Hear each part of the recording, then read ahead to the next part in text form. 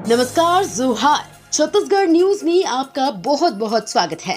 इससे पहले आप न्यूज को कहां से देख रहे हैं, कमेंट में जरूर बताएं। साथ ही चैनल को सब्सक्राइब करना बिल्कुल ना भूलें।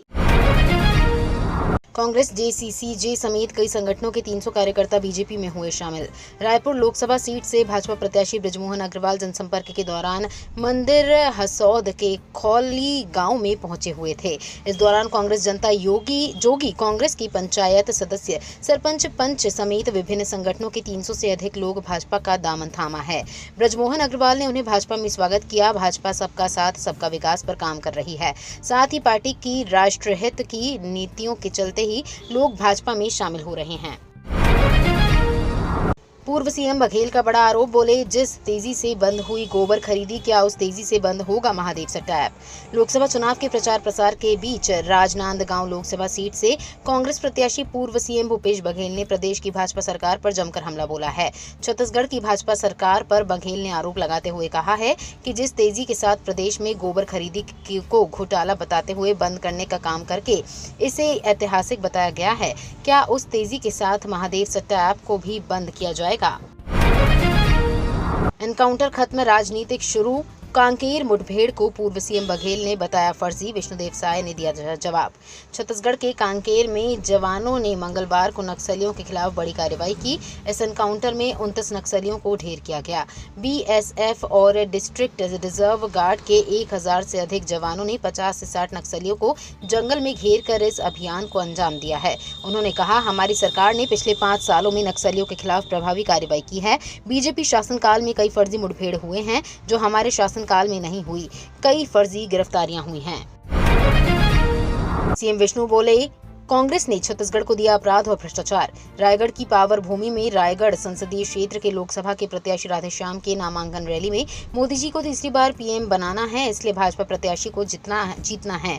वहीं उन्होंने कांग्रेस पर तंज कसते हुए कहा कि कांग्रेस के कार्यकाल में कोयला, शराब, रेत में घोटाला हुआ। नरवा, गरबा, घुरवा, बारी को का गोबर तक खा गए। घोटालेबाजों को लोकसभा चुनाव में सबक सिखाना है। प्रदेश की 11 का 11 सीट जीतना है।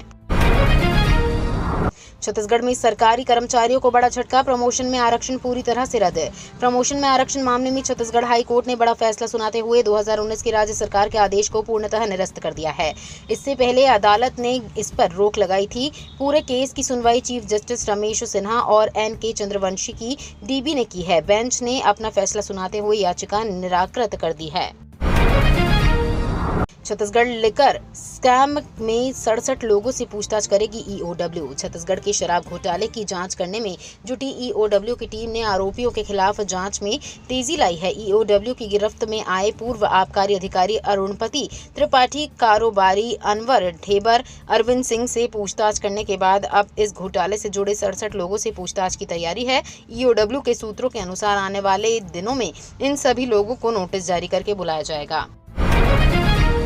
छत्तीसगढ़ में 10 साल में सबसे बड़ा ऑपरेशन। छत्तीसगढ़ में नक्सलियों के खिलाफ छोड़े गए अभियान के तहत सुरक्षा बलों ने सबसे बड़ा एक्शन लेते हुए कांकेर इलाके में 29 नक्सलियों को एनकाउंटर में मार गिराया। इन सभी माओवादियों के शव भी बरामद कर लिए गए। पुलिस का कहना है कि ये आंकड़ा बढ़ सकता है क्योंकि तलाशी अभियान जारी है।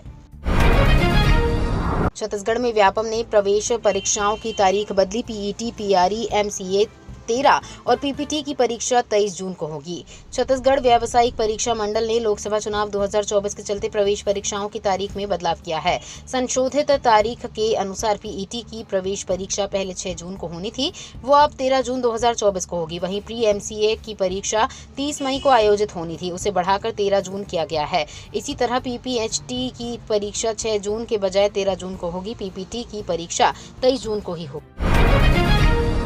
गर्मियों की छुट्टियों के बीच रेल यात्रियों की बड़ी परेशानी। गर्मियों की छुट्टियां शुरू होते ही लोग घूमने फिरने का प्लान बनाते हैं, लेकिन रेलवे ने यात्रियों की समस्याएं बढ़ा दी हैं। दरअसल दक्षिण पूर्व मध्य रेलवे नागपुर रेल मंडल के राजनांदगांव कलमना रेल खंड के बीच में तीसरी लाइन को सालेकसा रेलवे स्टेशन से जोड़ने का कार्य के लिए इलेक्ट्रॉनिक इंटरलॉकिंग का कार्य किया जाएगा। इस इलेक्ट्रॉनिक इंटरलॉकिंग कार्य में नॉन इंटरलॉकिंग का कार्य 27 से 30 अप्रैल तक किया जाएगा। इसके लिए 14 ट्रेनों को रद्द कर दिया है। पीएम मोदी ने पहले चरण के बीजेपी उम्मीदवारों को लिखी चिट्ठी। पीएम मोदी ने पहले चरण में चुनाव लड़ रहे बीजेपी और एनडीए के सभी उम्मीदवारों को चिट्ठी लिखी है। पीएम ने लिखा, मुझे विश्वास है कि संसद में आप जनता जनार्दन का भरपूर आशीर्वाद लेकर आएंगे और देशवासियों की आशाओं और आकांक्षाओं को पूरा करने का हर संभव प्रयास करेंगे। आप जैसे ऊर्जावान साथी मुझे संसद में मजबूती प्रदान करेंगे। ये चुनाव हमारे वर्तमान और उज्जवल भविष्य के निर्माण का एक सुनहरा अवसर है। यात्रियों की सुविधा के लिए रेल मदद ऐप। दक्षिण पूर्व मध्य रेलवे बिलासपुर जोन ने 31 मार्च को खत्म हुए वित्तीय वर्ष में 62,777 से अधिक यात्रियों की समस्याओं के जल्द निराकरण का दावा किया है। रेल यात्रा के दौरान यात्रियों की शिकायत और समस्याओं के तत्काल समाधान के लिए रेल मदद ऐप शुरू किया गया था, जिसका उद्देश्य यात्रा को सहज और सुविधाजनक बनाना है। रेल मदद ऐप यात्रियों की शिकायतों को दर्ज कर इसके निवारण की स्थिति के बारे में लगातार जानकारी भी मुहैया कराता है। बीजेपी 150 सीट पर सिमट जाएगी, बोले राहुल गांधी।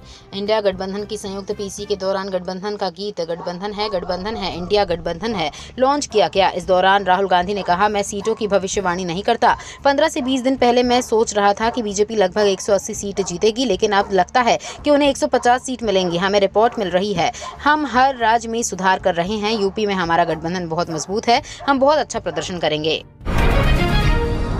आईएमएफ ने बढ़ाया भारत का जीडीपी ग्रोथ रेट अनुमान। आईएमएफ ने फाइनेंशियल ईयर 2024 से 25 के लिए भारत का जीडीपी ग्रोथ रेट का अनुमान बढ़ा दिया है। आईएमएफ ने जीडीपी ग्रोथ रेट 0.30% बढ़ाकर 6.8% कर दिया है।